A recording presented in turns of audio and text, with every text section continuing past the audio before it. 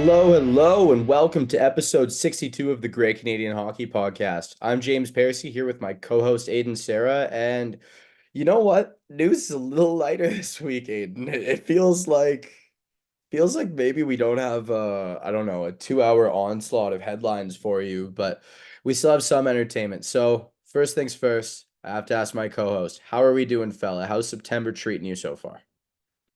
I feel like this is what happens, James, when we actually like stay to one episode a week, though. Is we don't have a pile of crap that we're catching up on. That's why. It's not like yeah, it's you know what, it has been a slow week. For me, not really. I started working the first game I did for the Red Deer Rebels doing their game day socials, which was fun. Done a ton of work. Some of what we're talking about today, I did a ton of work covering the Oilers for Digest Media this week too.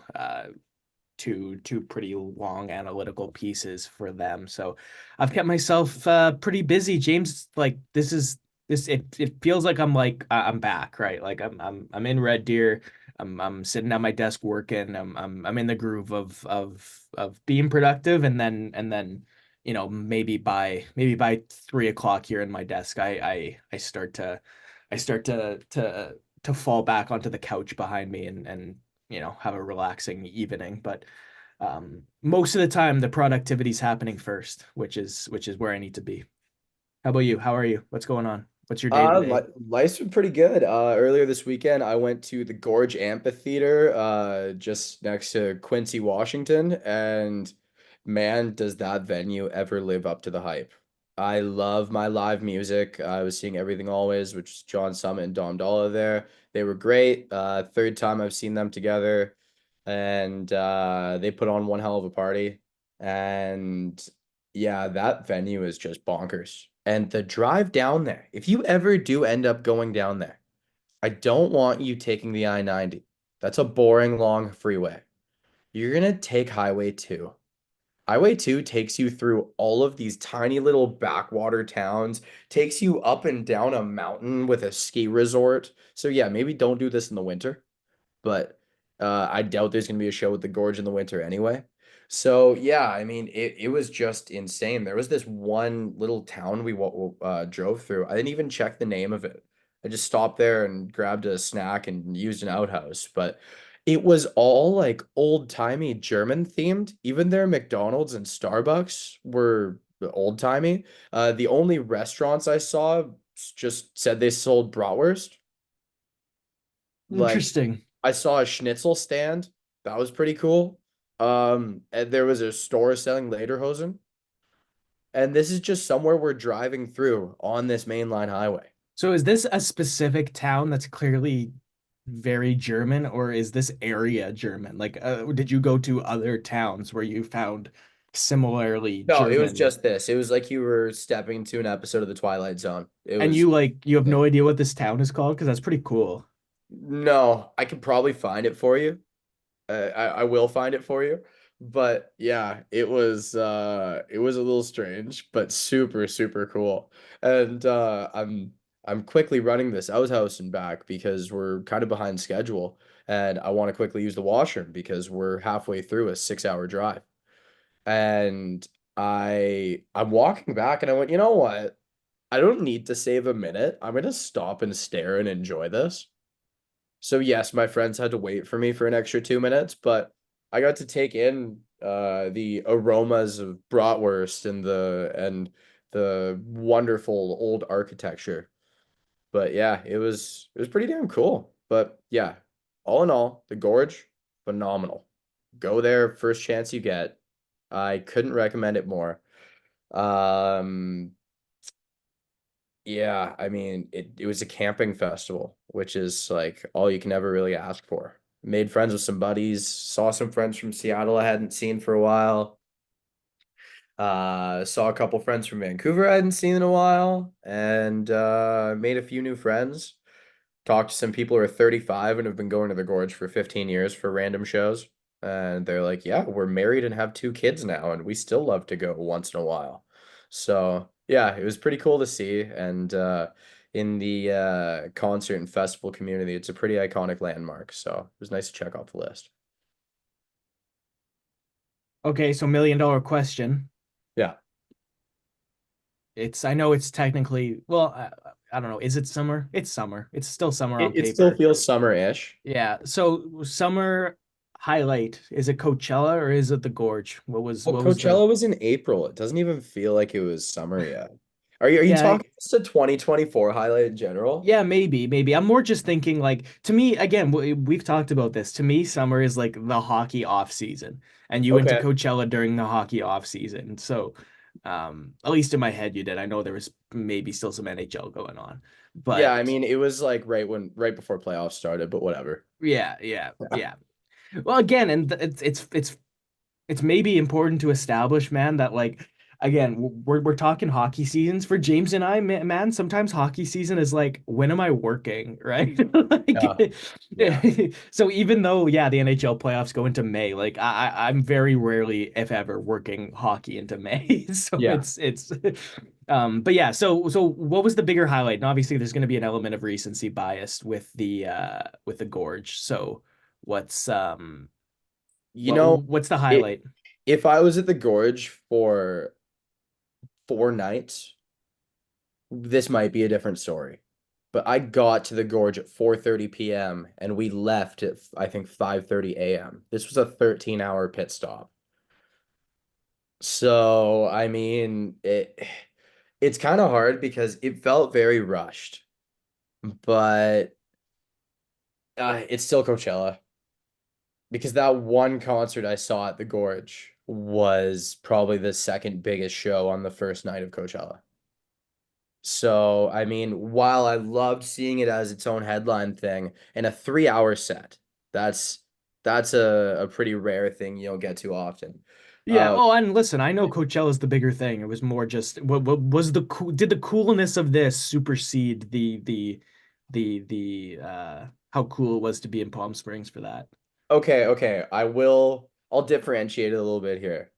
At the Gorge, I was standing on a pavement barrier dancing for 3 hours straight wearing a pashmina. That's solid. Yeah. That sounds like a nephew on your knee story when you're older, you know? Yeah. Yeah. Yeah, exactly. Like at Coachella there was a lot more walking and it was a lot of like, okay, what's the next show? How do I get to this other stage that's I don't know, like a freaking 6 kilometer walk away in time, and when do I leave this show so I can still see the start of that one? With this, it was like, let's just get there and watch these two guys put on one hell of a performance. So it feels very different. I think both had their highlights in different ways. Um, Maybe my opinions will differ when I go to Coachella in 2025 because yes, I already did payment plan tickets. Attaboy. Yeah. Yeah, I mean, all in all though, life's pretty solid. Did I mention on the last episode that the company I work for took me paintballing? No, you did it. That's sweet. Yeah, yeah. It was in Abbotsford, maybe Langley Township actually though.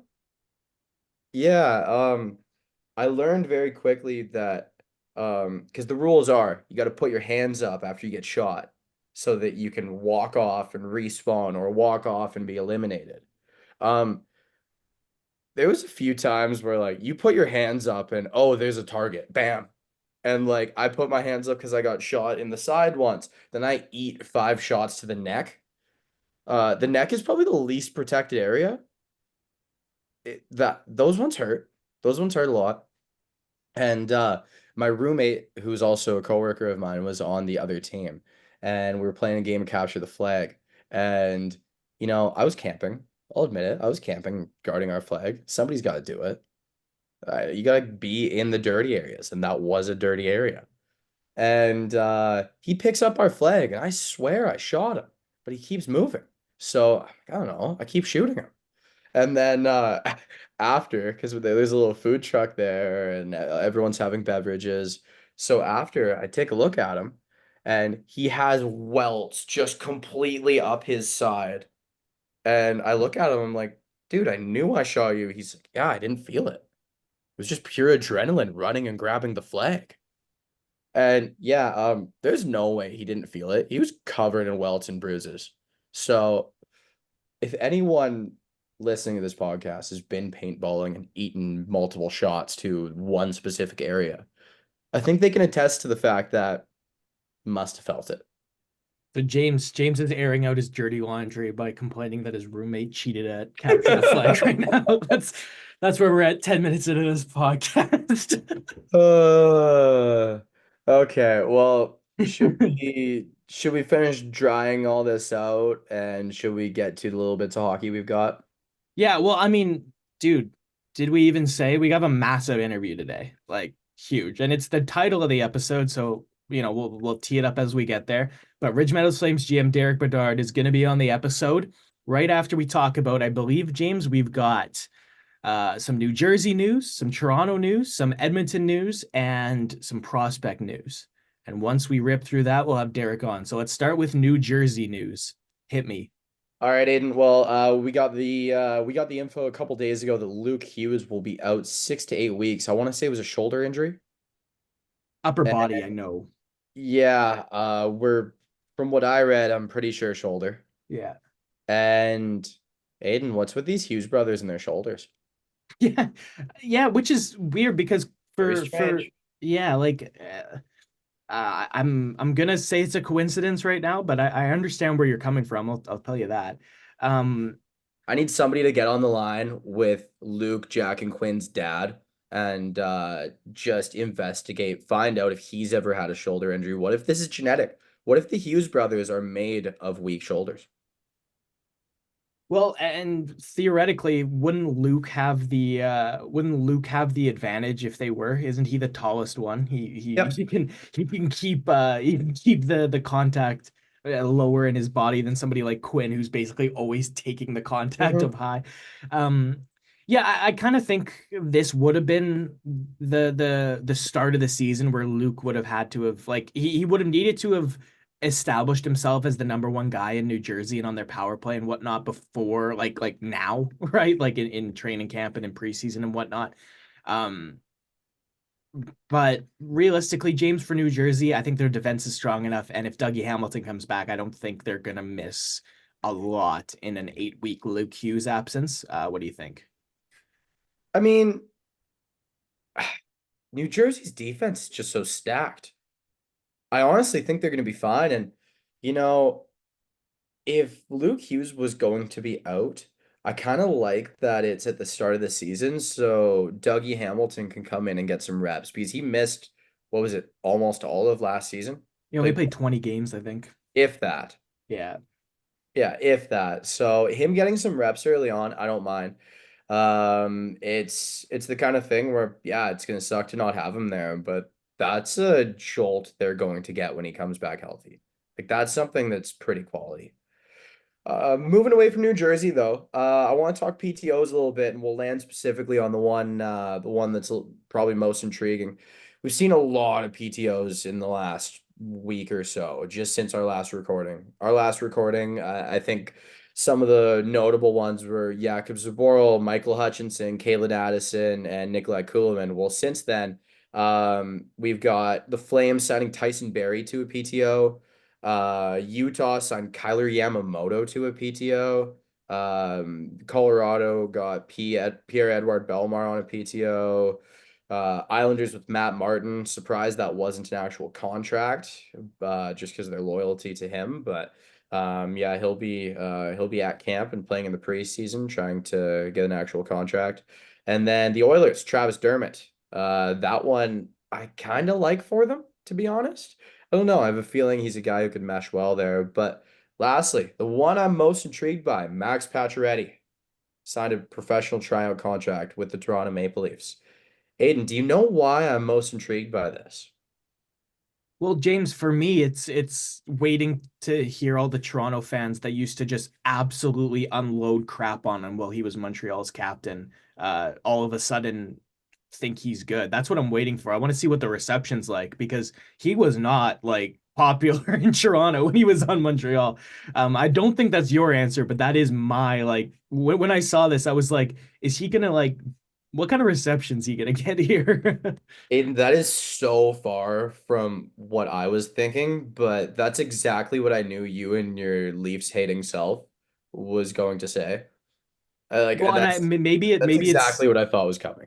maybe it's success, right? Like, but yeah, that was my thought was like, oh man, they didn't like him. Well, in why I think it's intriguing is I think you now have about five guys competing for one spot on second line wing now. Like, I mean, you could argue it's nine guys competing for two spots on middle six wings, but I mean, Nick Robertson, who is an RFA holding out, who has requested the trade in the past, re-signed on a 1 year, $875,000 deal.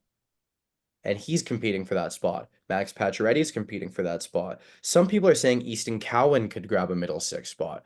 Aiden's shaking his head no, but I love the idea of a young guy coming into camp and at least giving it a shot.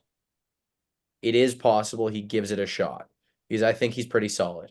I actually think if the plan is a year of Pacioretty and then Cowan, that's perfect. That's a great idea. And then McMahon. I like McMahon. He's solid. And then I mean, we've got a handful of others. I mean, I was reading about this last night, maybe this morning, but um there are a lot of guys vying for this spot. Some people are saying Alex Nylander is going to try really hard to jump at one of those positions. I mean, this got to be one of his last chances.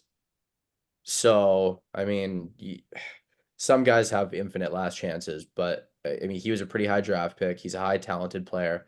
He just really hasn't found the fit. I don't know if the drive's really there, but I mean, it's going to be interesting to see if he can make it work on a team that his brother plays on and is signed long term. Oh, listen, don't forget, man. Alexander Nylander at the end of last season got traded from Pittsburgh to Columbus. He got 23 games in with Columbus. You know how many goals he Mhm. scored in 23 games? Was it 8 or 9? It was 11, man. That's 11. that's a Ooh, solid clip. That's a okay. good clip to be scoring at. No, and Okay. I don't think it's McMahon. And you know what? Honestly, James, I don't think it's Pacioretty. I think Max Pacioretty will play with Max Domi and Calle Yarncroke on the third line and be on their second power play unit. Aiden, you're forgetting that it seemed like the plan was to keep Domi with Matthews. Okay, well, thinking Domi and Matthews together, then it's Matthew Nyes with Tavares and Nylander, and it's Matthews, Domi, Marner. Tavares and Pacioretty to me, I don't. Same thing with Tavares and McMahon. All right, like you're asking William Nylander to cover way too much ground if you're putting him Yeah. with Tavares and Pacioretty. You just are. So having somebody like Domi and Yarncroke who are energetic guys and can get around the ice playing with patches, I think is a good idea. Um, Wait, and so then you don't think Nick Robertson has a shot, is what I'm hearing. I think Robertson's a much better fit with Tavares and Willie than Pacioretty is, I to be agree. completely honest with you. Like I'm looking at this lineup and Connor Dewar, David Kampf, and Ryan Reeves is right now what Daily Faceoff has listed as Toronto's fourth line. I totally think you could go Kampf, Holmberg, and McMahon. And that's an excellent fourth line. That is a really good fourth The thing line. is, you probably feel like you're wasting McMahon's goal scoring ability because the guy can put the puck in the net pretty well. Yeah, but how long is that top nine going to stay healthy together, right? Like he's the Right. first You're guy right. up, right? And again, like you can put him in special team situations, see how he does. And you know what? At the end of the day, McMahon, Domi, and Euron Croak would work too. So we're talking about this Pacioretty PTO as if it's a done deal. It's far from. So quick Maple Leafs sidebar, I guess. Um, this team looks better, James, than I thought it would. Um, I love their forwards. yeah, because last year when they got Bertuzzi and Domi done short term, my thinking was kind of like, oh God, okay. So you're So gonna have yeah, my thought was, what's it going to look like when this Band-Aid comes off? yeah, exactly. And I thought the damage would be now, but this team looks good. I thought last year was like their year in terms of okay, this is the time that you're gonna finish ahead of Florida and Tampa and Boston and get out of the playoffs. And obviously that didn't happen. But adding Tanev too, I think the Simon Benoit, Oliver Ekman Larson, number two, number three on the left side is the big question mark here. Um, Although if you play Jake McCabe with Timothy Liljegren on this second pairing, I don't hate it. Like Morgan Riley, Chris Tanev, McCabe, Liljegren, Benoit, Ekman Larson's an okay six. It's down to I don't Joseph mind Wall. that. I think it's down to Joseph Wall because Anthony Stolars is a solid backup, not starter Yep. caliber, but he's a backup. He's a very serviceable one. He'll do what he needs to do as a backup. Um, so Joseph Wall, is he a starter caliber starter? If he is, Toronto is right up there in the group Wait, of. Aiden, I have to interrupt you here. Did talking about this hole in the Maple Leafs second or third line wing turn into our season breakdown of the Maple Leafs? Because we just went over every player on their roster who might make the team and what the big question mark is.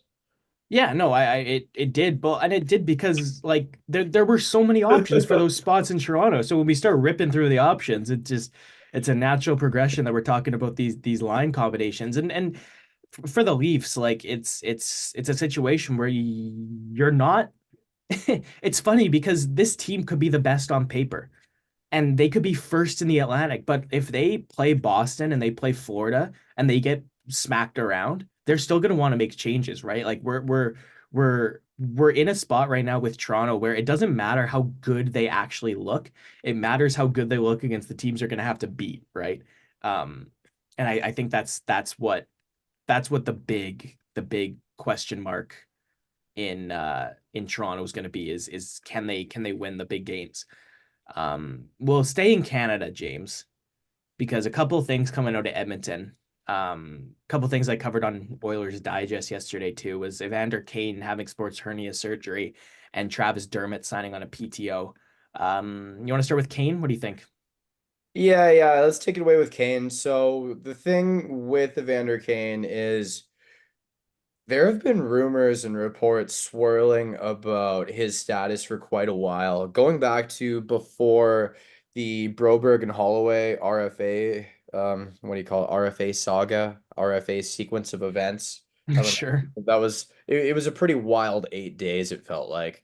But yeah, going back to that, the thought was, oh, well, if they make these moves and Evander Kane goes on LTIR, then they can keep them.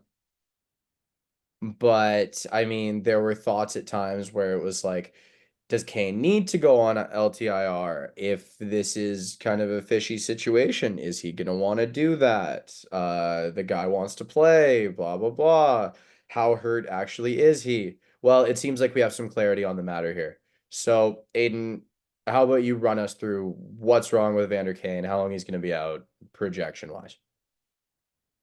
It's not new. It's news that he's having surgery for the sports Mhm. hernia issue, but it was a sports hernia issue. Don't forget that kept him out of 5 of the 7 Stanley Cup final games, Yeah. right? Which is pretty significant. And I think he was playing hurt last year, James. I don't know how much Oilers hockey you would have got around to watching before the playoffs, but 24 goals and 20 assists in 77 regular season games doesn't tell the whole story because his mobility and his pace dropped to the lowest I've seen it been, definitely since he's been in Edmonton. And what I like about Kane is like in the playoffs, you could tell he was really giving it everything, right? Like his shifts. It frustrates me when a guy is slowing down and then like resigns to it. Like Tanner Pearson was like that in his last few years in Vancouver, and I couldn't stand watching him. But Kane grinded, right? He tried, but I think it was kind of clear he was strapped to an anchor a little bit. So hopefully, if you're an Oiler fan, a sports hernia surgery usually has a 6 to 12 week recovery process. Again, there's going to be salary cap ramifications. We'll see what Edmonton ends up doing with the space, but that's where we're at right now with Evander Kane. Speaking of the Oilers and cap space and money and players and salaries and That's a lot contracts, of things to speak of. Where are you going um, with this? Travis That's Dermott signed a PTO in Edmonton too. oh, okay. I was gonna say because the four things you said speaking of could have gone anywhere. Yeah. um, so maybe that money is potentially going to go to Dermott a little bit. I don't hate it because Edmonton right now, James, to me, if they get Travis Dermott on this roster, I think they have 7 defensemen. Mm, Uh, they definitely only have um, 3 top 4 defensemen. They probably like it just it's a group of a bunch of mediocre defensemen that I don't think anybody should be like the 4 5. It's a bunch of number sixes, right? And I think that's maybe kind of sevens. I like Ty Emberson. I like the guy they picked up from San Jose. Yeah, a lot of people do. Brett Kulak and Troy Stetcher are both Stetcher's Kulak is a probably a for sure six. Stetcher's probably a 7, yeah. But you know what? If you go Dermott Kulak, Nurse Emberson, Ekholm Bouchard, is it great? That's No. fine. Is it good? Almost. It's Like, fine. so I don't hate the idea of a Dermot. Again, it's just to me it's hard to get past the like, all right, were your hands tied money wise? Yeah, probably. Was this obviously the thing that needed to improve and really didn't improve? Yeah, and that's also true, which is got to be frustrating if you're an Oilers fan.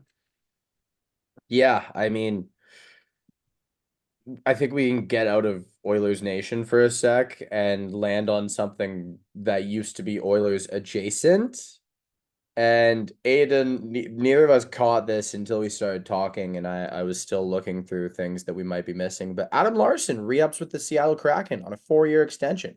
That's on top of this coming season. But so after this season, this 4-year contract will kick in. It'll be 5.25 million per. Larson plays pretty heavy minutes for this team. Um, I think his minutes are going to be even more valuable now because he's going to be taking all of the defensive assignments, and Brandon Montour will get every offensive zone start among right-handed defensemen. And yeah, I mean, it's almost like getting Montour made Larson even more valuable. So, I mean, it is a decent chunk of money, but you look at the going rate for defensemen. I mean, we're only a couple years removed from watching Eric Goodbranson sign a 4x4. Like NHL caliber defensemen that can play on your second pair go for a lot of money in free agency. So getting him to stay there after maybe a season he was extremely disappointed by, that might have been what it took. So yeah, I mean, I think he's going to be all that much more valuable. He'll probably be playing with Vince Dunn, I imagine. So, I mean, that's only the logical thing in my mind. But yeah, that's I think the most relevant contract extension. Juuso Parssinen, he was an RFA with Nashville. He re-signed. A few people think he's going to end up being pretty solid as one of those middle six guys who could jump up into Nashville's top six in case of injury. Him, Tommy Novak, a couple other guys. Although Novak is that guy. Aiden, if you take Tommy Novak in fantasy, I will end you. He is I my think guy. I had him on my team last year at some point. I think I traded him. Yeah, there was one year where I was in fourth place trying to get back into the top three, and Tommy Novak, that was when him and Luke Evangelista were just going insane to finish the season. It was like just monstrous production from them. And the number one meme in our hockey pool group chat was you know in Star Wars A New Hope when Princess Leia is going, "Help me, Obi-Wan. You're my only hope" on the hologram. Yeah, I think we've talked about this. Yeah, I feel it like was I've help at least help me seen Tommy a Novak. picture, yeah, of the Yeah. Help Me Tommy Novak. Help me Tommy Novak, you're my only hope. Yeah.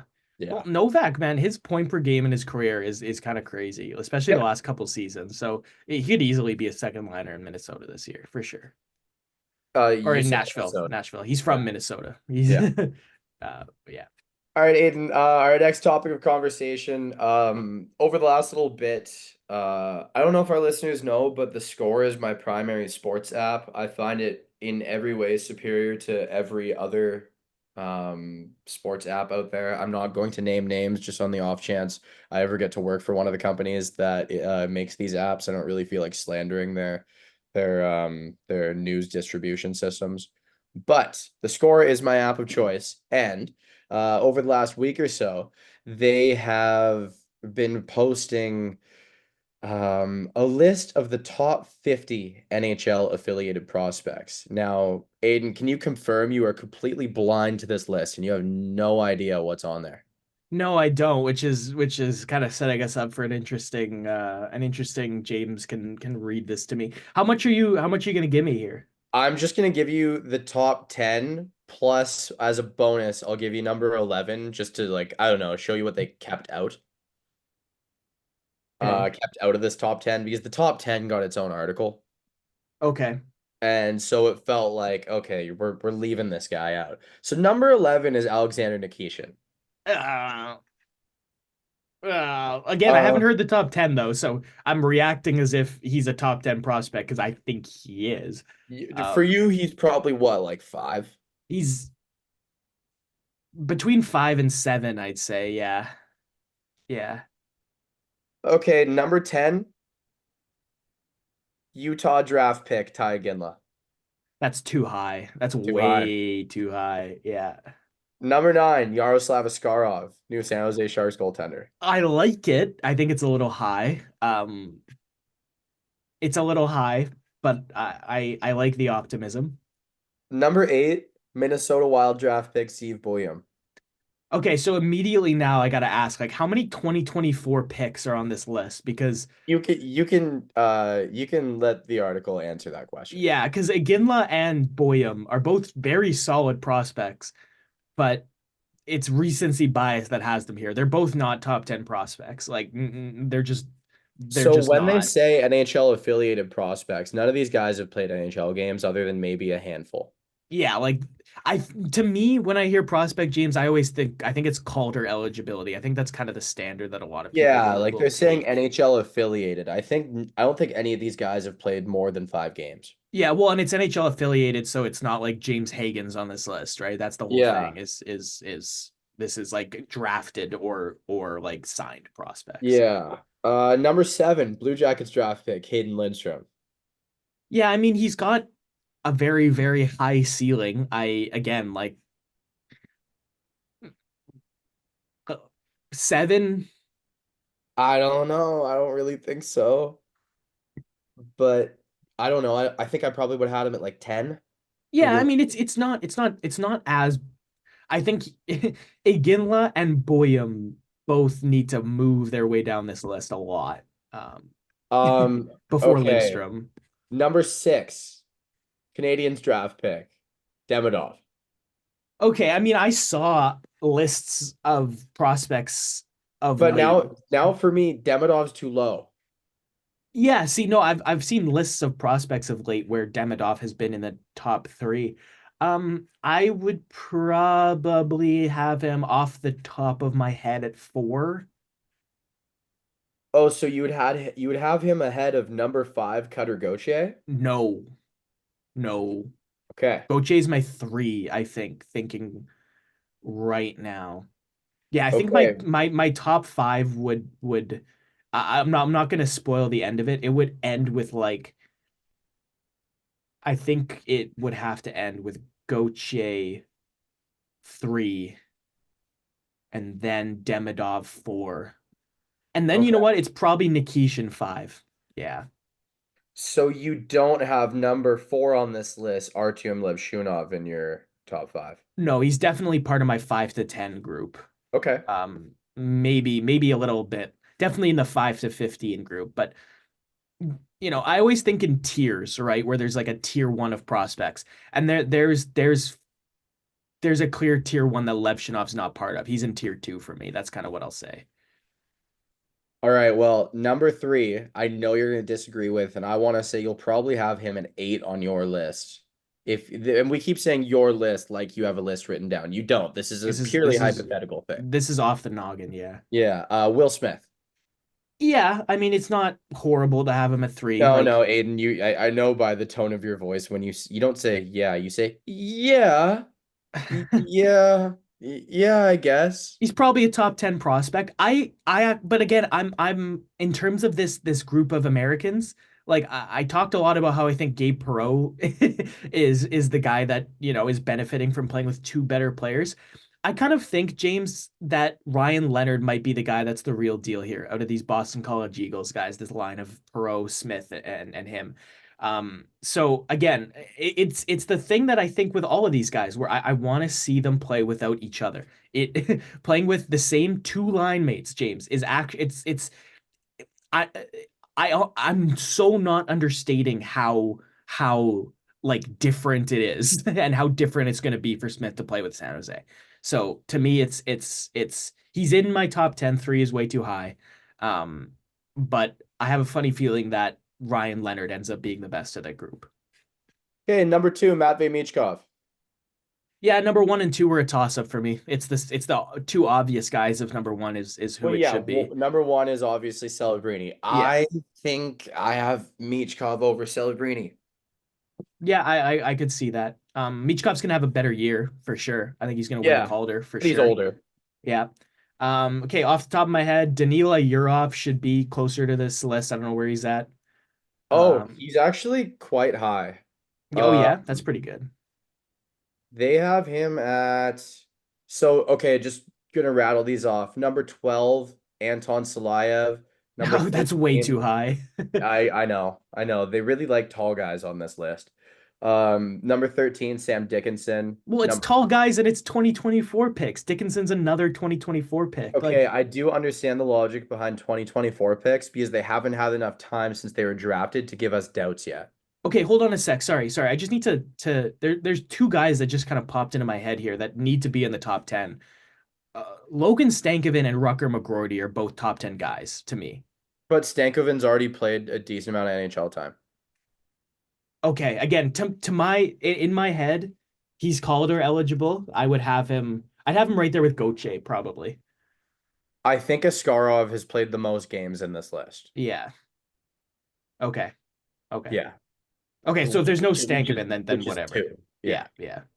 yeah. Number 14, Ryan Leonard. 15, Berkeley Catton. 16, Seneca. 17, Parak. Oh, wait, never mind, Aiden. Stankoven's 18. He's 18. I'm struggling to even like understand. Because he played 24 regular season games. So yeah, I don't quite understand the list. It's Then called it 24 is Calder eligible still. they have number 19, Wallstead. Okay. 20, Carter Yakemchuk. There's no way 21, Yakemchuk's in the top 50, man. I don't understand this at all. 21, Gabe Perreault. Sure. 22, Simashev. 23, Reinbacher. Reinbacher has moved far down. Number 24, Rucker McGroarty. Okay. Number 25, Yurov. Where's Yuri Kulik? And then I want to tell you number 26, Lane Hudson, number 27, Yuri Kulik. And then Okay. 28, Callum Ritchie. Okay. 29, Lekaramaki. 30, Dvorsky. So we're not going past the top 30. But Yeah, Lakura Maki's a little bit low. Uh but again, I thought it's he was appropriately placed. yeah, but again, like I clearly as we're talking about this, for me, it's more I'm actually more judging these guys based off what I've seen than what I haven't. And it seems like it's exactly what you said. This list is clearly built on um what's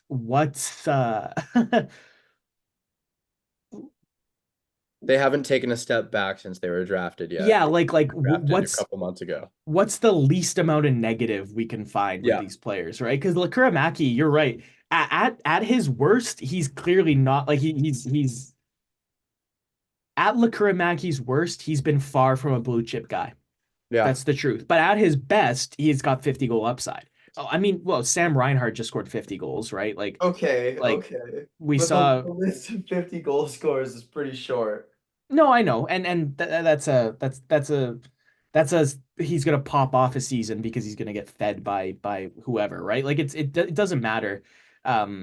It doesn't matter really like what the situation is, but at the end of the day, like it's and that's kind of where like to me like a Zeev William Carter Yakemchuk Beckett Seneca like uh, let's pump the brakes, right? Like let's I thought Seneca was kind of low. at 16, I would take Lakuramaki right now over Seneca. I would probably take Kulik over Seneca. I'm surprised we didn't hear Dalibor Dvorsky's name, but Well, he was again, 30. okay, well, and even that, like, if we're talking ceilings, I don't think Dvorsky's that high. But if we're talking like chances that we get a very solid NHLer, he is, right? Um, it's funny how the rhetoric of Matthew Savoy has just fallen off, hey? Because I think Savoy probably has got to at least be in the back of somebody's head here for a top 30 spot. If I remember correctly, off the top of my head, I think he's in the mid 40s in this. I don't Yeah. quite know why, but I also know why. Yeah. No, well, and at the end of the day, like it's it clearly, like I said, this list is clearly being built on who have we seen the least amount of negatives on, right? And Yeah. so that's where you're going to get a little bit of variation. Yeah, no, we're not going to see Jonathan Lacuramaki put up Alexander Ovechkin numbers, right? But if you No. look at Sam Reinhart's career trajectory, that with the stats that Reinhardt's put up, to me that's his ceiling, right? Like especially the shot this guy has, like he could just He was a but second overall draft pick for a reason. Reinhardt, oh yeah, for Yeah. oh, and I remember at the time thinking, oh, Ekblad wasn't in my top two, man, at the time. Um, Crazy. You're yeah, crazy. Ekblad was Shea Weber 2.0 going in. I know, but I was just I loved Reinhardt and I loved Draisaitl. Like I just I thought they Aiden, were weren't you such 9 cool years old when this players. draft happened? Yeah, dude, hey, this has been my life, man. Like there's I remember wanting I'm William just picturing Nylander. a 9-year-old going, "Yeah, no, this can't miss defenseman prospect isn't in my top two." He's sitting there going, "You're wrong, Craig Button. You're I, wrong." dude, well, you know what I was very mad about that day was Vancouver taking for Tannen. I Hmm. so badly wanted William Nylander, man. I thought he was such a cool player. Yeah. And I was very, very upset that day as well. But no, I remember the 2014 draft quite well. Like I remember having like the draft preview books and everything, man. Like it was it was cool. And it was kind of like the early it was probably the first draft I can remember like that. I remember the Seth Jones, Nathan McKinnon hype too. I was quite in on the 2013 draft too, but that was the first couple years that I really started to pay attention. Yeah, I just can't get over the 9-year-old going, "No, they all have it wrong." These guys, all of these people are wrong. Well, and it was largely in reading too, which is funny because at the time like I wasn't watching a lot of video. I was just reading about Mm. these guys. So it just what I had read and what I had the very limited video I'd seen plus all the reading I'd done, I was just like I just thought Reinhardt was like the real deal. Like Well, Aiden, I think it's time we put the thoughts of your 9-year-old self on the back burner and we throw to our guest. good idea. Yes. We'll be right back. We will be right back.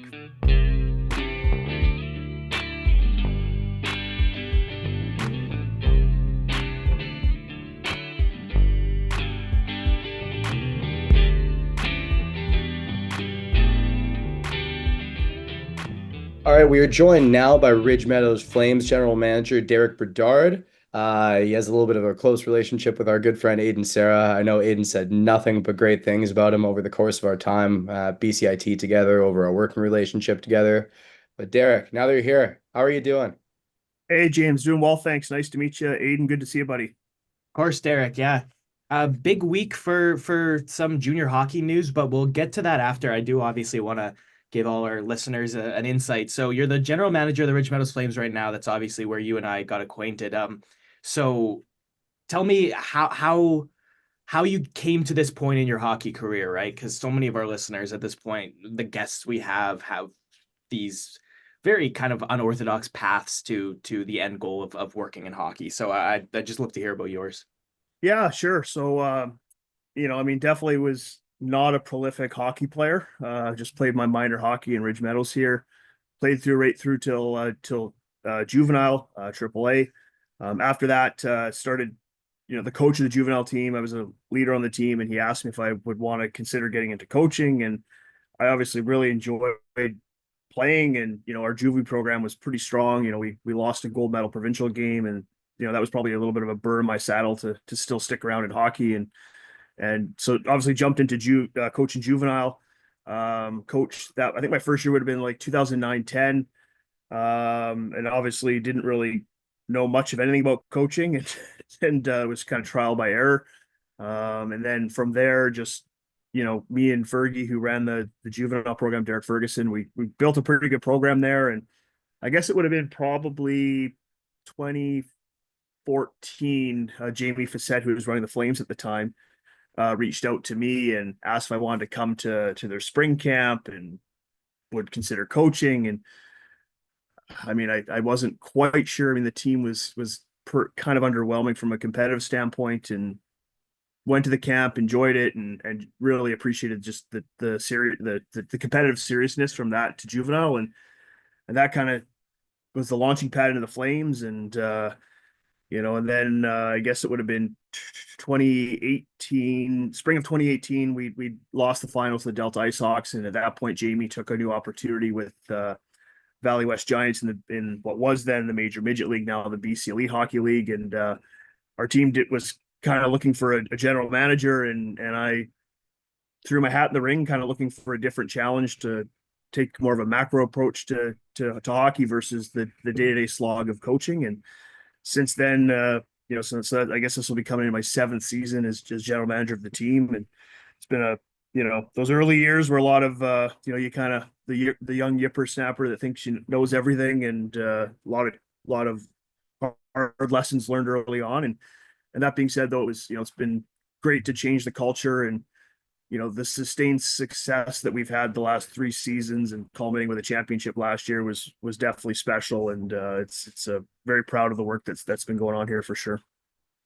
Derek, with those lessons you've learned along the way, I mean, I think every single hockey fan, diehard hockey fan, huge hockey nerd, has had the thought, oh, I feel like I could be a general manager of a team. I wonder what that's like. And Yeah. 9 out of 10 times, no, probably 99 out of 100 times, they have no idea what the hell might be going on under the hood Yeah. of Yeah. a team at any level. I think one thing I'm curious about, and I know our listeners would be curious about, is what's a little bit of a crazy surprise to you? Something that you might not have foreseen that you just went, "Oh, I deal with this. Wait, this is my responsibility," when you fully Well, assumed the if role. yeah, for sure. I mean, the first time was kind of, here's the login credentials for the team website, and now I have to update the website. And so yeah, that's like, so that now I'm YouTubing how to update web pages, and then it's the whole host of handling a team budget. And as an assistant coach, you're kind of, you kick the puck bucket. Okay, that looks full enough to run practice tonight. I got my 4 or 5 drills.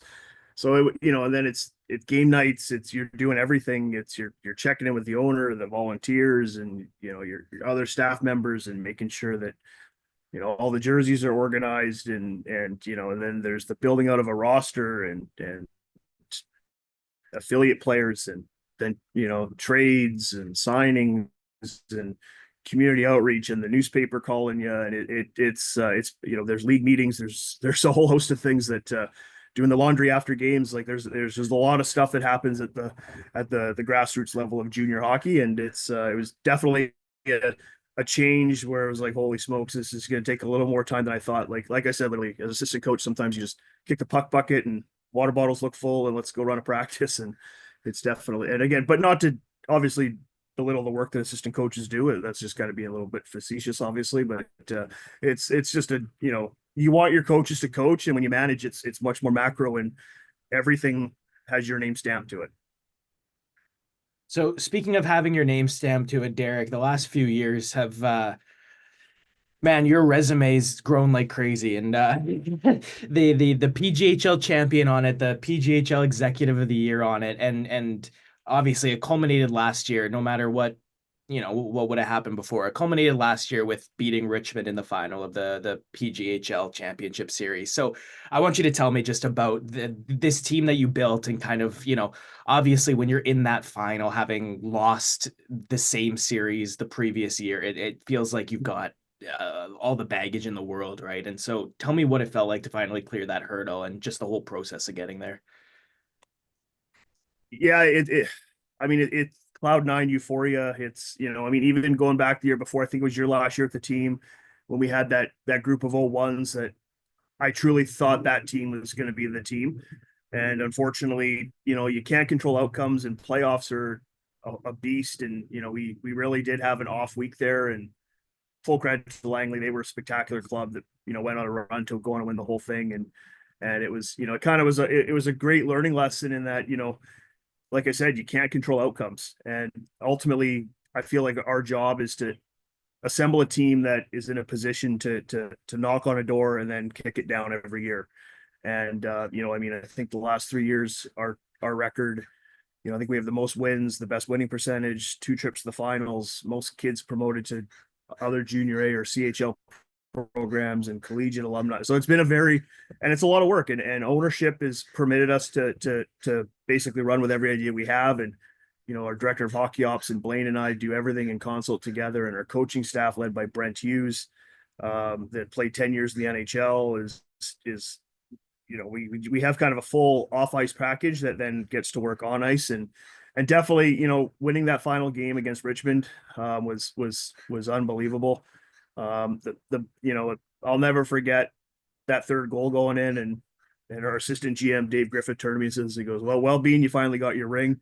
And and then getting down to the bench level and hugging the coaches and hugging all the players, and just watching just the pure elation and joy, their family members, their parents, their siblings, their grandparents, their friends, everybody on the ice getting photos with the trophy and the banner was just, it was awesome. And then, yeah, it was, and obviously, like you said, I mean, to come back from the year before losing in overtime of game 7 of the finals, that was traumatic to say the least. It was definitely a motivating factor for our entire group. And I mean, you're kind of seeing now with, our core group of players that have kind of lost together, won together, and now they're living together with the way they execute every night. It's a treat to be around. So, as part of this last 3 seasons you're talking about where the team's been competitive, something pretty significant happened between season number 2 and 3, and that was in the summer of 2023. So we're talking over a year ago now, and that is the British Columbia Hockey League, which forever was the resident Junior A League in BC, Yeah. left Hockey Canada. Mhm. I know you and I were talking all summer about how, they're not going to make all these leagues Junior A right now because we haven't heard anything about it. And then I think 3 days after you told me that, Hockey Canada announced that your league would now be Junior A with the Kootenay League and the Vancouver Island League. So that obviously, it's a big change at the time that we're still feeling. So my Yeah. my question to you, Derek, is being in the general manager's chair where you now have something,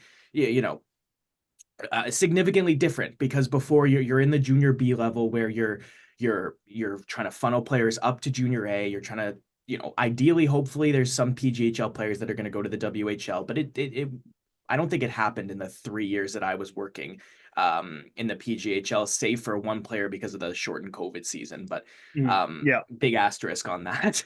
Um, Yes. Totally. so your job does significantly change right there and then, and there's going to be big changes to it coming as the Western Canada development model, which we'll talk about in a bit, Yep. starts to really solidify. So the question to you, now that we're a year past the announcement, because I know obviously at the time it was very chaotic and it was so many question marks about what everything means, but you're a year now into being a junior A club. um and again, I know what's been happening with this Flames team. Obviously, we won the championship last year, but something that I'm sure you're just as proud of is the promotion of somebody like Brandon Osborne to the Calgary Hitmen, right? Getting a guy Yeah. from the PGHL to the WHL is the idea now behind this model. So, um, all that to say that the question I have for you is this last year as a GM, how much have you enjoyed being able to really say to players like, no, this is where you want to be. This is the spot where if you don't have a WHL spot yet, they're watching these leagues now. This is the Yeah. infrastructure that's in place. So, you've gone from the Ridge Meadows Flames is a junior B team, which was a ton of fun to watch, nothing wrong with it. But now it's almost like it's a whole nother animal. So I just want to ask, like, this year, how much have you learned and how much has the job kind of evolved because of that? Yeah. Good question. I mean, obviously, it's the, last year the change that occurred. I mean, a lot of it was kind of change in name. You can't just flick a light switch and expect it to go from A to B overnight. This is going to take a process. This is a process that's going to take some time. Obviously, like to do a change like this is kind of unheard of. And so, I mean, we're obviously very proud of the work that we did previously, and really has not necessarily changed. Like our objective is still to be a destination program that athletes want to come to maximize their hockey path. And it's still, as this change unfolds, I don't see it as a negative if an athlete still comes to you, has a great year, and then go makes a team in the AJ or the SJ. And it's going to take time for our level to get to that level. And even then, the initial change, we were designated Junior A Tier 2, where those leagues are Junior A Tier 1. So our team has applied for the tier 1 status that is eventually going to manifest here in BC. Ultimately, what that league looks like, or leagues, I don't know. So it's, that's going to be an interesting process. It's really been a lot of not really knowing what the end goal is necessarily going to be, but just kind of making sure that we have a great execution of our standards of operation, and providing athletes with a great junior hockey experience is really the biggest things that we can control. And the process generally takes care of itself like anything in life. And that's really all that our main focus is right now. And you're right, obviously, like last year, moving Brandon Osborne to the Western Hockey League is a huge badge of honor that we're very, there has been some recent promotions, but a lot of it was a stepping stone, right? Which is generally what our league has been. Like a Tyler Thorpe comes to mind that was with the Sockeyes at 16. Then he went to Langley Rivermen, then the Vancouver Giants, now drafted, right? But to kind of have that jump from this league right to the WHL, I think the last one might have, outside of that COVID year, like you mentioned, it again might have been us with Jordan Hollett, a goaltender, 99 back in, that might be 2014, 15-ish. He was a high first round pick, but it's not the most common thing for sure. And moving forward, it's definitely going to be a goal that grows. And I know a big partnership with the PGHL and the KIGHL has been the BCHC, the BC Hockey Conference, and part of that is having a prospects game. Last year that was so the first year was 22-23, where we had a lot of BCHL scouts there for obvious reasons, and then the change happened, like you said, and the Western League got really on board with that. And we, from that game, two athletes, one from Team PGHL, one from KGHL, were promoted mid-season to the Western Hockey League. The other one was goaltender Nathan Preston from Princeton. And then on Team PGHL, Cohen Massey was AP'd with the Winterhawks at the end of the season, was pulled up full-time.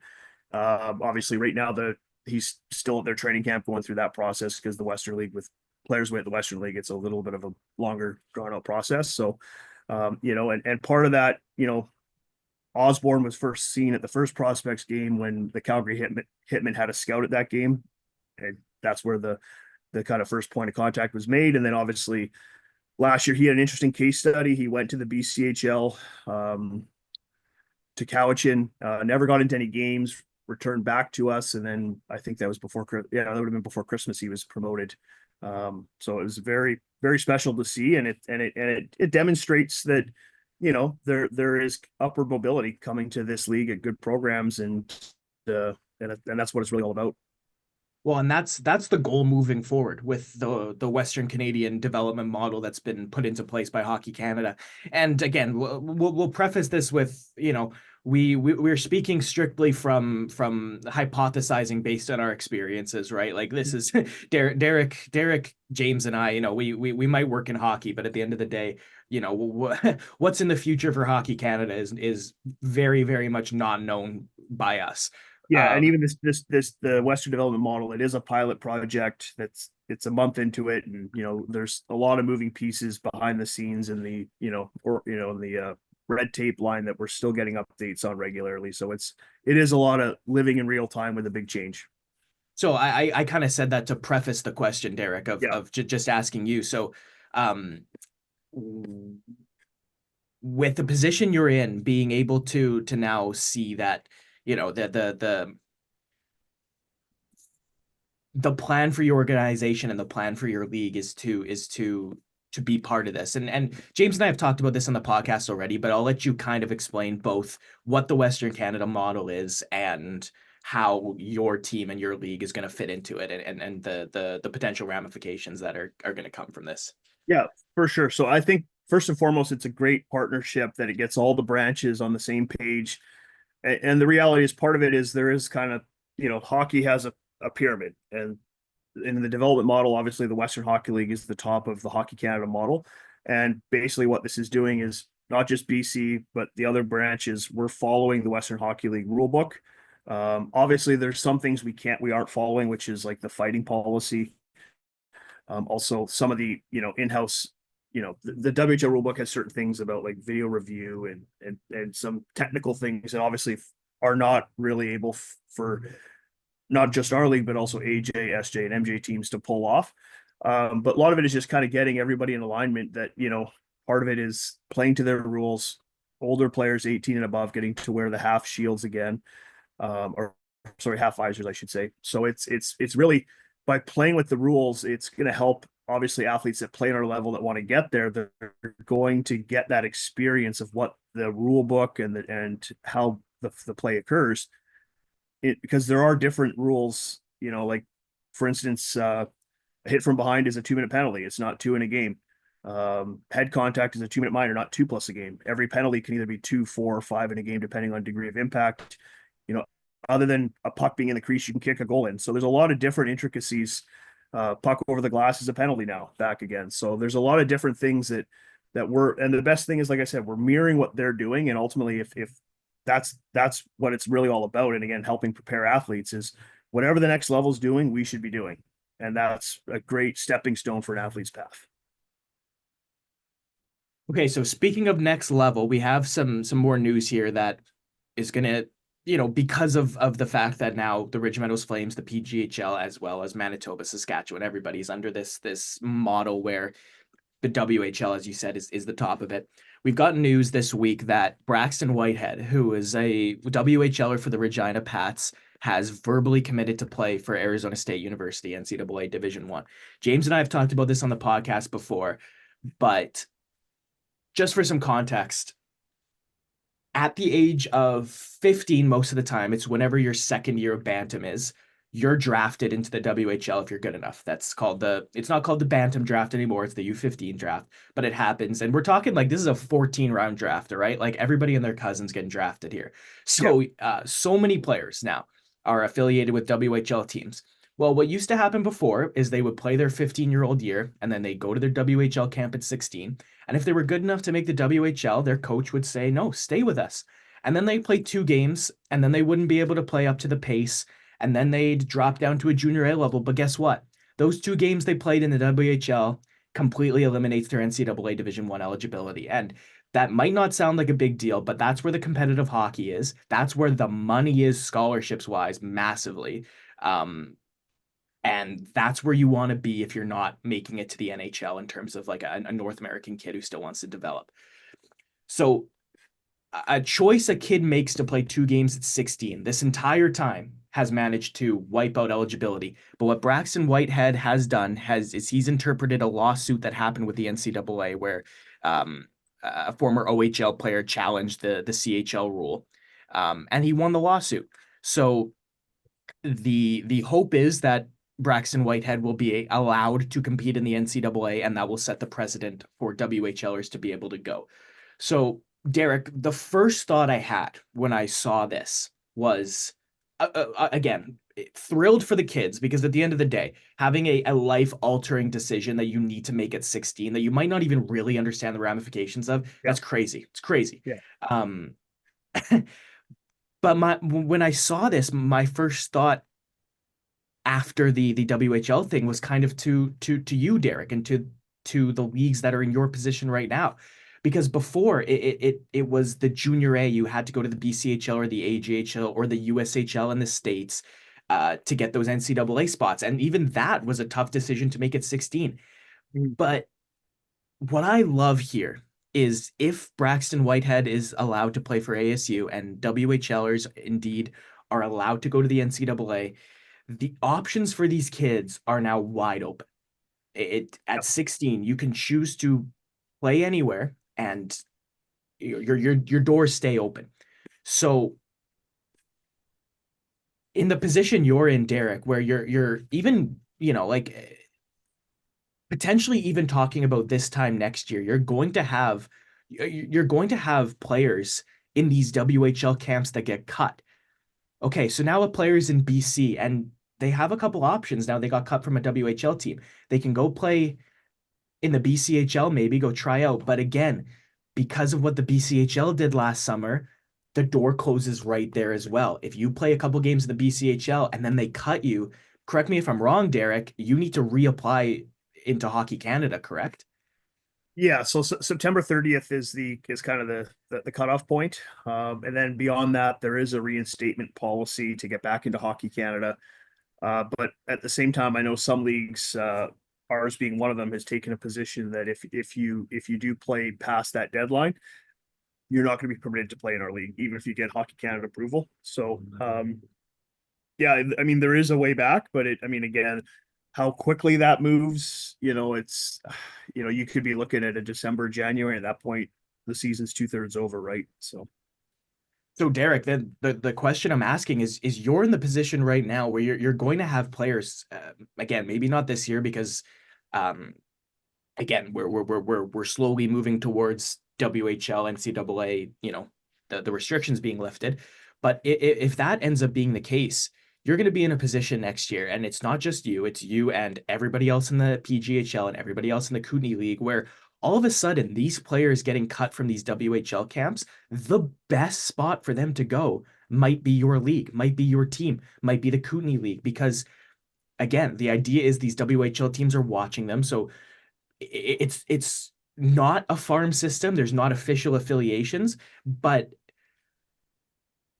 this decision could easily mean that your league is going to act as that.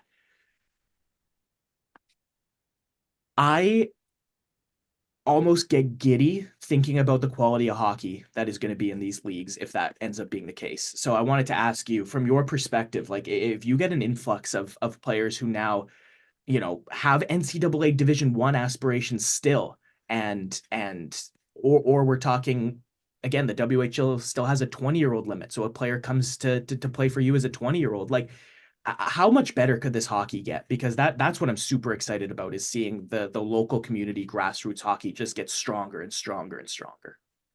Yeah, I would say, there's definitely unlimited potential might be the right way to put it. A lot of moving pieces to this, obviously, and how it all unfolds will be interesting.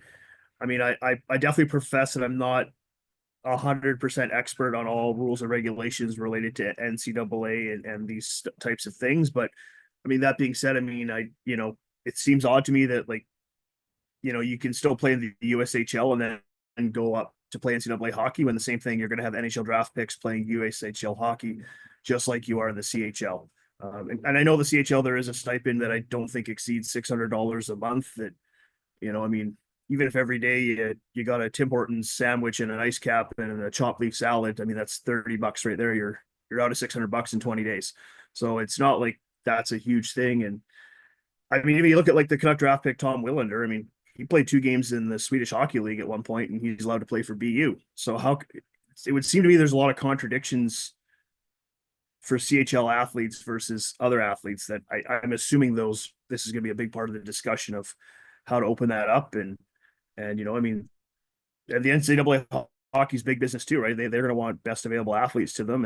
And this is, if this goes that way, it's going to basically just give more choice to the athlete in the marketplace. And then it's obviously going to fall to teams at this level and the other branches to establish relationships with those Western Hockey League teams to potentially be a good spot for younger athletes to play. And by doing this Western development model, previously there was no cap on 20-year-olds, and now we're capped at 9, which obviously frees up more room for younger players. And at the same time, that 16, 17-year-old athlete that you're talking about, if they can find a really good program in one of those 2 teams and get a year playing against teams that have 18, 19, and 20-year-olds, that's only going to further benefit them in their hockey pathway, and it's, and obviously junior teams are only permitted to have 2 16-year-olds. So, there's always going to be the argument of reps and rest.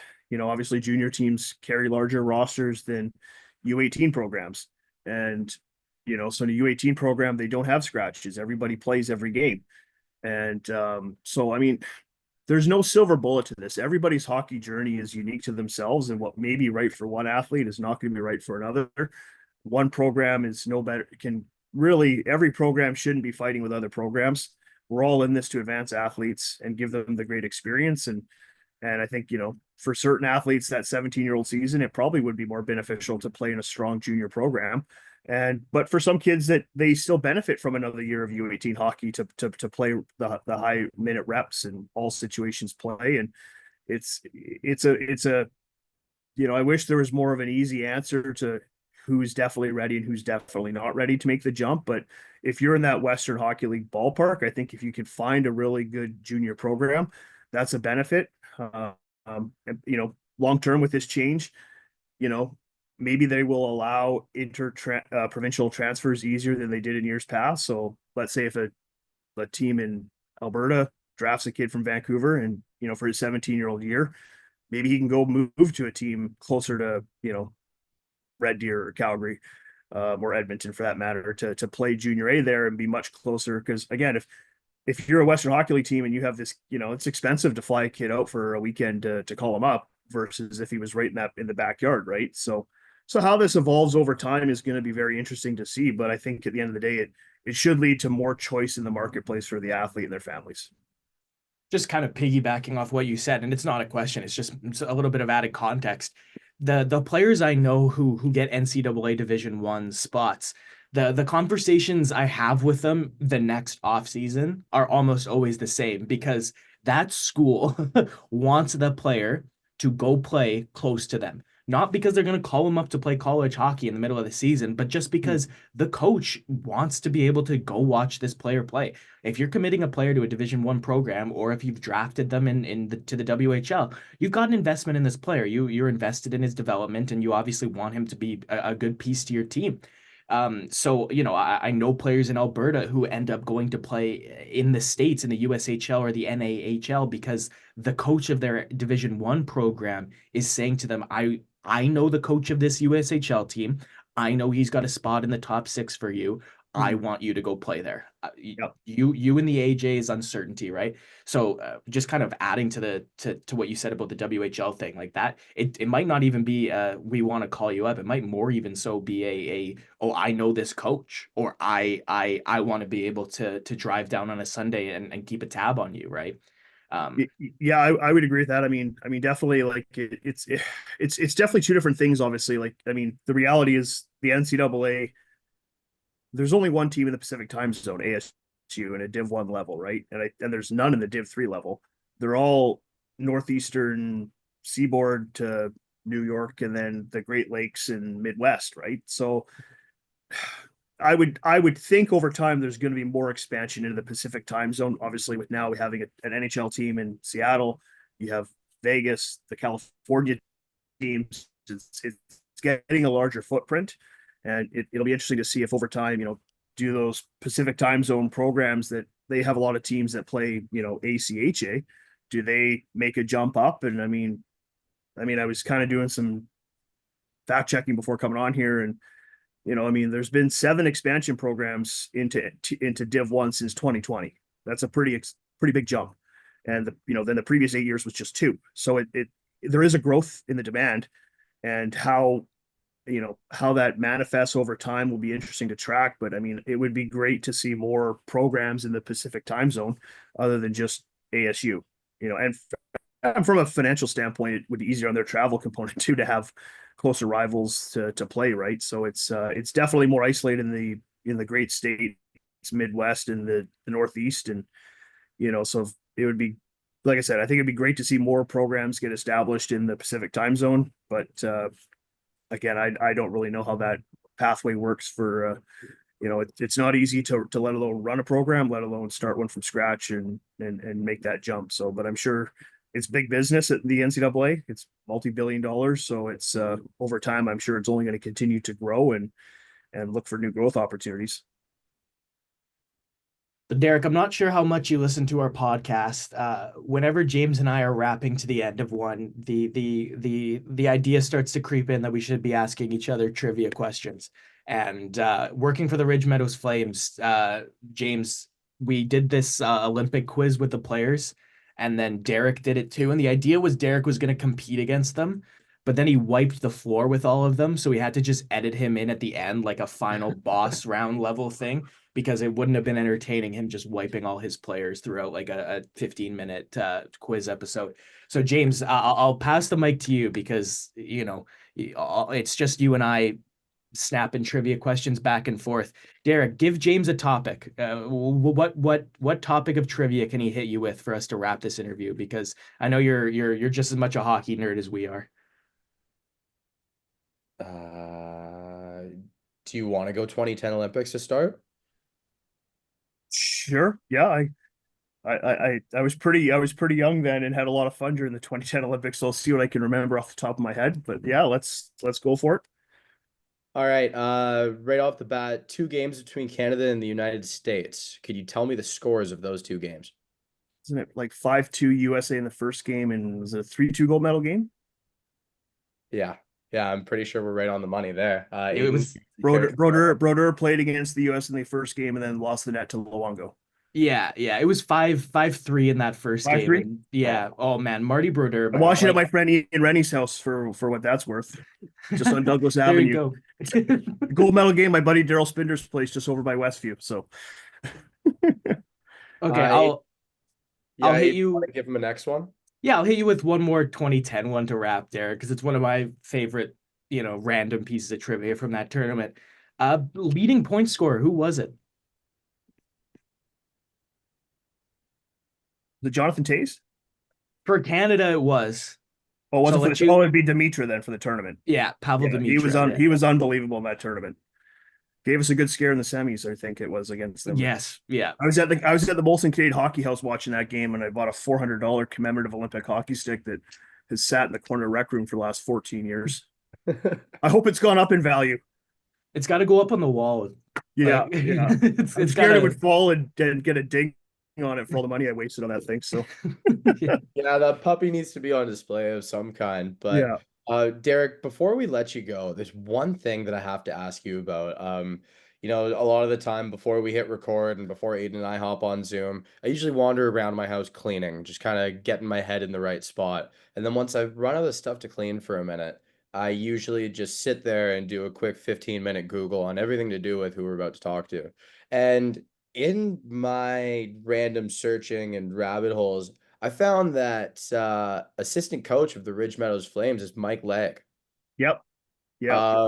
Could Yeah, the Mike you, Leg.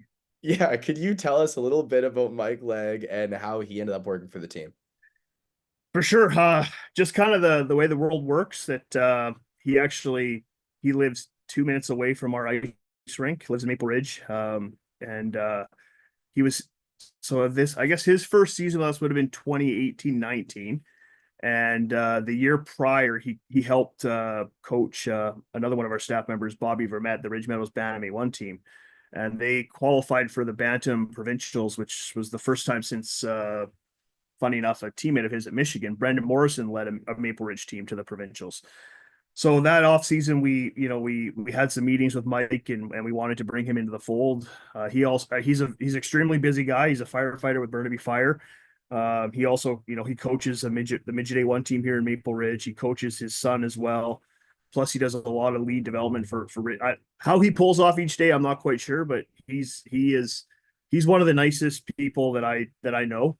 He's just a treat to be around. Awesome sense of humor, phenomenal with our athletes. Like, we're extremely blessed to have Mike on our coaching staff. And obviously the guys love kind of asking him in practice to show them the Michigan. Well, most of them know how to do it now just from their own trial and error, but they love watching him do it. And actually it was funny actually this year, we had a spring hockey team, a junior spring team, and one of our guys who's on our team right now, rookie Dalton Toma, he faked the Michigan. So he slapped the crossbar, and then he dug Gilmore Maple Leafs wrapper on the other side and scored on it. And I was like, wow, I said, did you mean to do that? And he goes, oh yeah, it works all the time.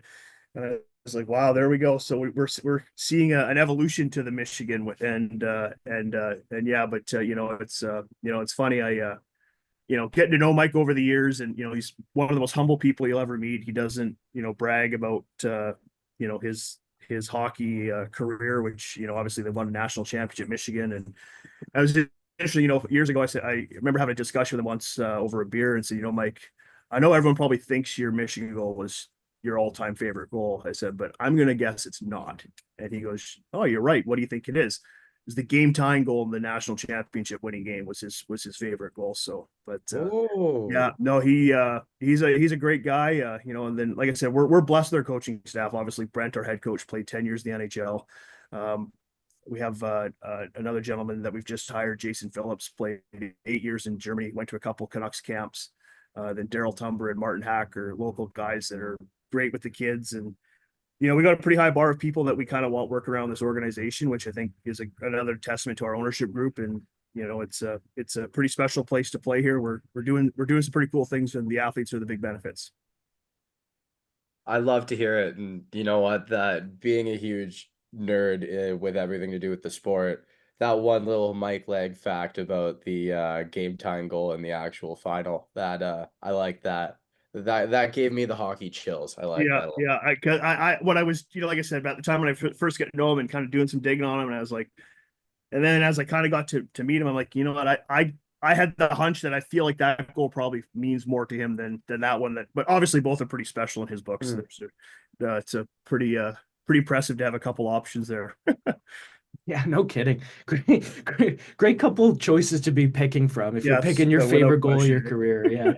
Well, yeah, and don't forget, man, Mike Legg, James, he wasn't it wasn't just one goal, man. He was a beast for 4 straight years at Michigan. He was a great player. Yeah, they had a heck of a run there, and like Marty Turco, their goaltender, and yeah, John Madden, and yeah, they had one heck of a run there, and this, it was really cool actually. This last year in the finals against Richmond, actually, Brendan Morrison was in town. He had a convention to downtown to go speak at, and his family still lives here in Maple Ridge, so he came to the game, and after the game came in the back office, and him and Mike were like, it was like 1996 at Ann Arbor all over again, just hearing the stories and the laughs, and it's a pretty cool bond they had. And then we had a tough night that night against Richmond, and he was on the whiteboard kind of working on the penalty kill, and I just got to sit back and just soak it all in. I was like, wow, I'm a pretty lucky guy here. This is a special, just like you said, James, the hockey goosebumps just start popping when you literally get to see a guy like Morrison grab your whiteboard and a pen, and just the hockey prowess that these guys have and the connections they have. Like, even this year we had Bill Ranford, a good buddy of our head coach Brent Hughes, and Daryl Tumber come out and run a help out a practice and work with our goaltenders. And again, you forget that he's got 4 Stanley Cups, and the only guy to have a Stanley Cup MVP, a World Cup MVP, and a World Championship MVP. And for a 3-4 year stretch, he was the best goalie on the planet. And here he is in our back office and just breaking down intricacies of the position. And I was like, wow, I'm taking notes on my phone. I'm like, can you say that again, Bill? That sounded really interesting. And yeah, it's special being surrounded by good people. If you want to have success, surround yourself with good people. So Derek, I prefaced the trivia thing as like the end, and then now we're continuing. And I have another question that I think is actually the end now. So Yeah, because I do think this is a good spot to wrap up. But if you have more to say, don't don't hesitate to keep talking our ears I'm off. in That's no the rush. I like interviews. It's yeah all good. Great yeah that practice for maybe something bigger down the road. um but it's something I say, kind of at least twice a year, because it's once at the start of the year and then it's once kind of when the playoffs are kicking off. Like especially being in BC, the hockey options in BC and where you guys are, especially in Maple Ridge, to say they're plentiful would be an understatement, right? You drive to a WHL rink over the Golden Ears Bridge, because the Giants play out of Langley. So you've got WHL right there, you got NHL close, you've now got AHL close, and you've got BCHL and other PGHL teams. So I wanted to ask, like, how huge is your community to your team and the community of Maple Ridge? Yeah, it's huge, Aiden. Obviously, again, I used to work with Ridgemouse Minor Hockey, and I haven't for about 7 8 years. But I know it's one of the largest minor hockey associations in the province.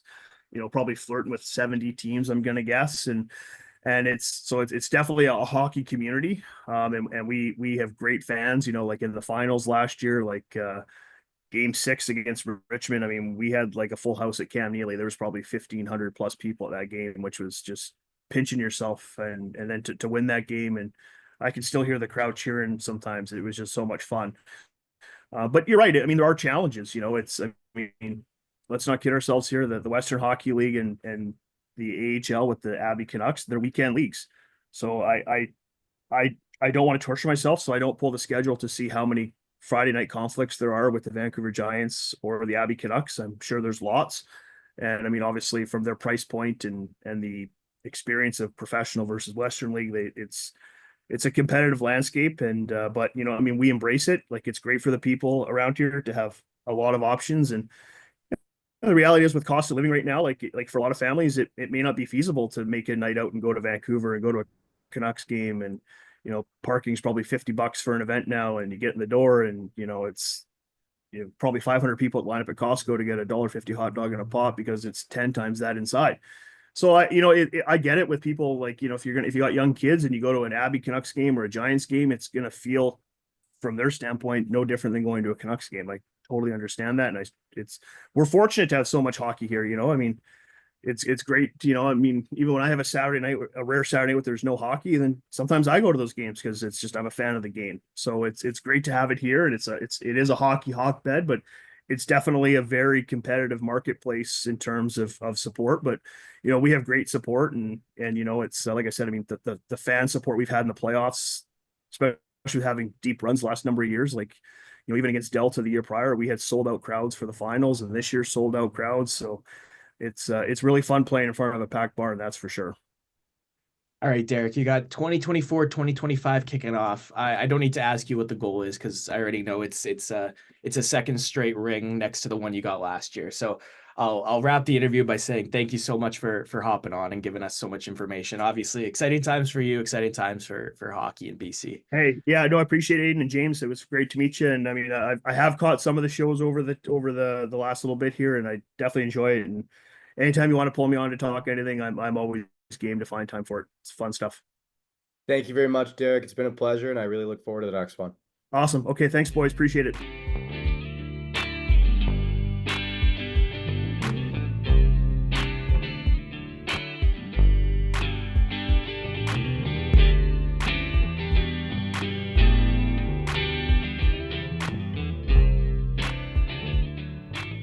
Welcome back, everybody. We hope you enjoyed our time with Derek Bedard just as much as we did. Awesome guy, and it definitely won't be the last time you hear from him on the Great Canadian Hockey Podcast. I mean, Aiden, I've met him once before, interestingly enough, at a game that the team he's going to check out is playing in today. So that's pretty interesting. But yeah, I mean, he was just a salt of the earth guy. I mean, I could see why you get along with him so well. Yeah, no, for sure. And not to mention, like this is very, very far from the first interview I've done with him. And you remember being at BCIT, man, we were far from seasoned journalists. And I don't know about you, but the most stressful thing for me in a lot of instances at BCIT was reliably being able to get an interview source, right? But when I Oh, went to wait, so you Derek, weren't scrambling with 4 minutes left to deadline to find an interview? oh yeah, for sure. But it was when I went to Derek that it was like not only it wasn't just like the guy I asked for. If the guy I asked for or the thing I needed was unavailable, he would right away like pivot into like, okay, I can't, but this guy could help you, right? And he solved a lot of problems for me over the years just by the like he can't help me with the thing I'm asking about, but then he right away is like so nothing but a super helpful dude too. Like he's done a lot for me and man, I was thrilled with how that interview went too. Well, an interview aside, I think it's time we get to the nitty-gritty and close things up on this week's pod. I'm curious, did you watch a movie this week? I know you didn't have one for us last week. You got anything interesting for us? Yeah, well, and again, I do have a list of movies to watch, and when we do this segment, I'm very often adding some of James's suggestions or ones he's watched, and I got around to one of the old ones that you had, which was Saltburn. It was Okay. solid. It was What'd you think? solid. It was solid. I think that the cinematography and the aspect ratio of the movie made it all feel very. I loved the feeling that gave the movie. Okay. The plot itself felt a lot to me. Have you seen Parasite? No. It felt like British Parasite, and so the whole time it was kind of like I liked it, but it was still very similar to that movie. In concept. Yeah, it was solid. I wouldn't say great. It was good. Hmm. Okay. Yeah. What'd you think of the bathtub scene? Um, Again, when the movie was popular, everybody had like talked about that, so I was a little bit like expecting something way more grotesquely disgusting than I actually saw. Oh, okay. Um, Yep. So it was not as much of a shock as I thought it would, because you had told me like this is very weird, and I'm not understating that statement. It's just the amount I heard it when the movie was popular. It it it I don't want to say overhyped, because that makes it feel like I was disappointed. I definitely wasn't disappointed. It wasn't like an ultra gross scene and just like a regular gross scene, I guess. Um, Anyways, what about you? What's your movie? All right, so I didn't really watch anything all that incredible. Like none of the critically acclaimed movies that are on my list. I watched a handful of little comedies, but I guess the only thing I watched for the first time was a movie called Summer Night. I found it on Amazon Prime. It was it it felt like someone took the concept of Dazed and Confused, they modernized it, and then they just felt like, okay, let's snip this out, snip this in, cut that out, glue that on, see what works. And it's the same style of thing where like you're following three or four different people's perspective and the groups they're following with.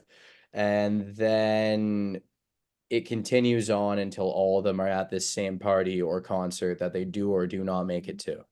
And I really, really enjoy that idea. I think you get a lot of fun character dynamics. The movie itself, not incredible. Like, it was a fun watch. And I think what I would tell someone is if they want to watch this, maybe put this on after you've already watched something else that night. Like, don't let this be the primary entertainment of the evening. But if you've already watched a great movie and you kind of feel like keeping it going, yeah, throw it on. Like I do kind of recommend it, especially if you like Dazed and Confused or Everybody Wants Some. James, I kind of think adventure movies have missed the mark.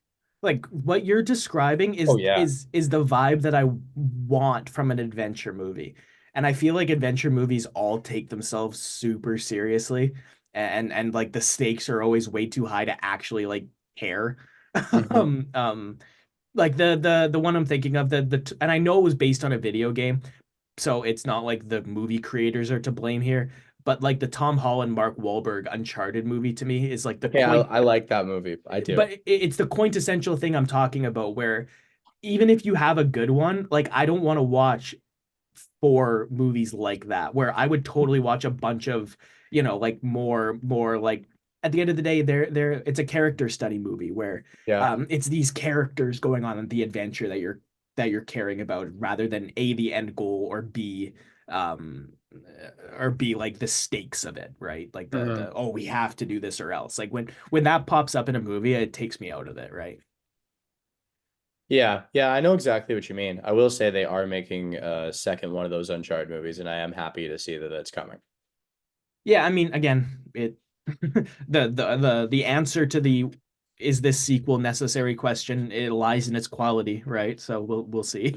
Yeah, and you know what? Everyone online hated it, but 9 out of every 10 people that I talked to in person that actually watched it loved it.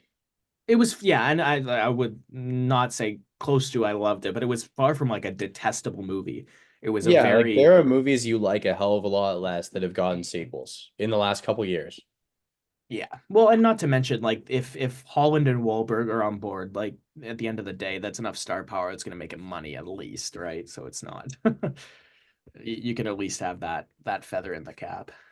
100%. Well, Aiden, I think that's just about all we have today, except there's one last thing I want to address. Former NHLer Stephen Pete, unfortunately has passed away due to complications based on injuries that happened when he was struck by a vehicle on August 30th. There were a few reports from Langley police around then, and unfortunately, yeah, Pete has succumbed to his injuries. I did do a little bit of research, and I found that at times he was experiencing homelessness, and the NHLPA had tried to help him at times, tried to find him at times, but um, unfortunately, the life of the former Washington Capital after hockey wasn't really what he and maybe others had hoped it would be. But I mean, I hope the people who love him and knew him can find a peace. So unfortunately, this is I believe the second episode in a row that we've had to talk about something like this. And Let's hope it's not something that has to continue. The hockey world has experienced a lot of loss lately, and let's yeah, I hope that it can help others rally together. So yeah. Aiden, unless you have anything else to add, without further ado, I say let's roll that outro. Thanks, guys.